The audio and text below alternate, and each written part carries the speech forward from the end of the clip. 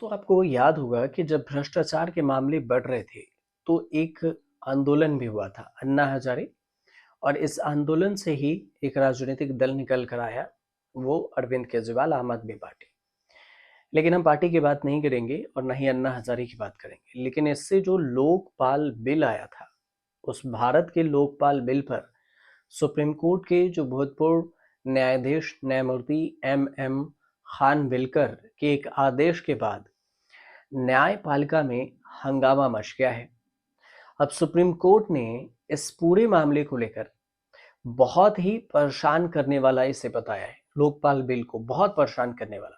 लोकपाल ने high court के एक वर्तमान जो जज हैं, उनके खिलाफ दायर शिकायत पर विचार करते हुए एक आदेश पारित किया था। क्या पारित किया? लोकपाल ने फैसला दिया था कि हाई कोर्ट का जज लोकपाल अधिनियम की धारा 14A(F) के दायरे में आता है और लोकपाल हाई कोर्ट के जो वर्तमान जज हैं, उनके खिलाफ कार्रवाई कर सकता है। सुप्रीम कोर्ट ने हाई कोर्ट के जो जजों को उनके विरुद्ध शिकायतों पर विचार करने के लिए अपने अधिकार क्षेत्र में लाने के लोकपाल के निर्णय को बहुत ही परेशान करने वाला बताया और न्यायपालिका की स्वतंत्रता के खिलाफ भी इसे बताया। सुप्रीम कोर्ट ने सुप्रीम कोर्ट के जो आदेश थे उस पर रोक लगा दी और लोकपाल की महापंजीयक जो केंद्र है, रजिस्ट्रेशन, और इसको लेकर नोटिस भी जारी कर दिया। सवाल यह है कि आखिर क्या है लोकपाल और लोकायुक्त? लोकपाल और लोकायुक्त अधिनियम 2013 ने केंद्र के लिए लोकपाल और राज्यों के लिए लोकायुक्त, इसकी जो संस्था की व्यवस्था की थी। ये संस्थाएं बिना किसी संवैधानिक दर्जे वाले जो वैधानिक निकाय हैं, उनके लिए है। ये लोकपाल का काम करते हैं और कुछ कुछ जो है निश्चित श्रेणी के सरकारी अधिकारियों के खिलाफ लगे भ्रष्टाचार के आरोपों की जांच करते हैं कि कितना भ्रष्टाचार हुआ या नहीं। लोकपाल और लोकायुक्त अधिनियम 2013 को संशोधित किया गया। संशोधित करने के लिए एक विधेयक संसद में पास हुआ 2016 में, जुलाई 2016 में। लोकपाल का जो अधिकार है और इसकी शक्तियां हैं, इसे समझना जरूरी है, क्योंकि इसके क्षेत्राधिकार में प्रधानमंत्री, मंत्री, संसद सदस्य और समूह ABCD के अधिकारी और केंद्र सरकार के अधिकारी इसमें शामिल है। लोकपाल के तहत ये बहुत ही समझिए ये मजबूत भी है कि इसमें सब शामिल होंगे। लोकपाल का प्रधानमंत्री पर क्षेत्राधिकार केवल भ्रष्टाचार के उन आरोपों तक सीमित रहेगा जो अंतर्राष्ट्रीय संबंधों, सुरक्षा और लोक व्यवस्था जैसे परमाणु ऊर्जा, अंतरिक्ष से संबंधित न हो। बाकी सारे क्षेत्र आएंगे। संसद में कही गई किसी बात या दिए गए वोट के मामले में भी मंत्रियों या सांसदों पर लोकपाल का क्षेत्राधिकार नहीं होगा।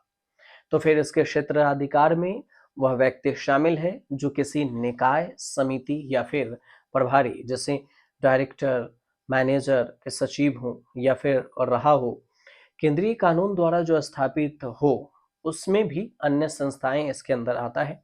केंद्रीय सरकार द्वारा जो भी संचालित संस्था है वो भी आता है।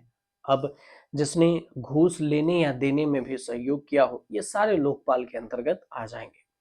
लोक सेवक को घोषित करने, अपने संपत्ति घोषित करने का भी इसमें फरमान है। आदेश ये भी देता है लोकपाल कि सभी लोक सेवक अपनी संपत्ति, जो भी सरकारी नौकर हैं, वो अपनी संपत्ति का ब्यौरा दें और कितनी उस पर कर्ज है इसका भी ब्यौरा दें। इसके लिए CBI की जांच करने के आदेश और उसे निर्देश देने का भी लोकपाल को अधिकार है।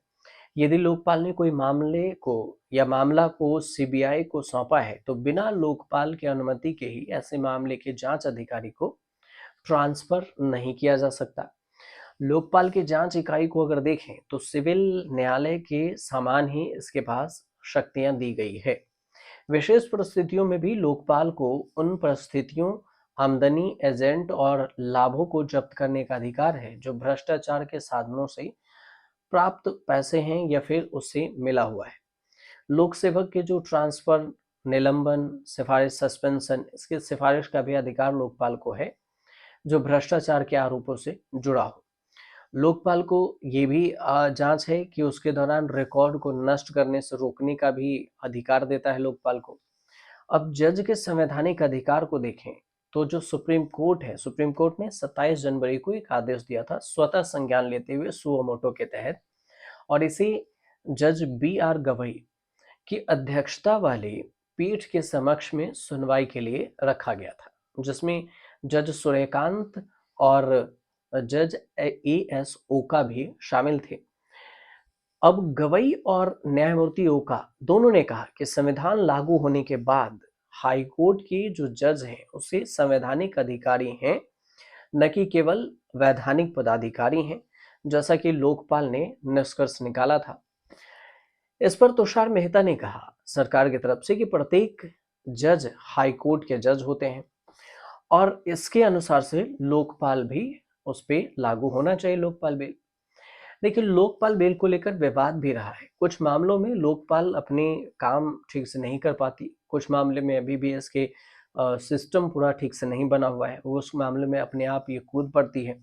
तो इसको लेकर सुप्रीम कोर्ट ने टिप्पणी की और इसी टिप्पणी को लेकर कि जज भी को भी इस मामले में लाया जाए। अब अभी भी ये केस पेंडिंग है और केस इस पर चल रहा है, याचिका की सुनवाई सुप्रीम कोर्ट में चल रही है। तो अब देखना दिलचस्प ये भी होगा कि Lokpal bill versus supreme court की लड़ाई में आगे क्या कुछ नया फरमान जारी होता है सुप्रीम कोर्ट के द्वारा। फिलहाल अगर कुछ अपडेट आता है तो हम आपको ज़रूर बताएंगे, लेकिन आपको अगर आसान भाषा में समझ में आती हो तो हमारे चैनल को सब्सक्राइब ज़रूर कर लीजिएगा और शेयर भी ज़रूर कीजिएगा।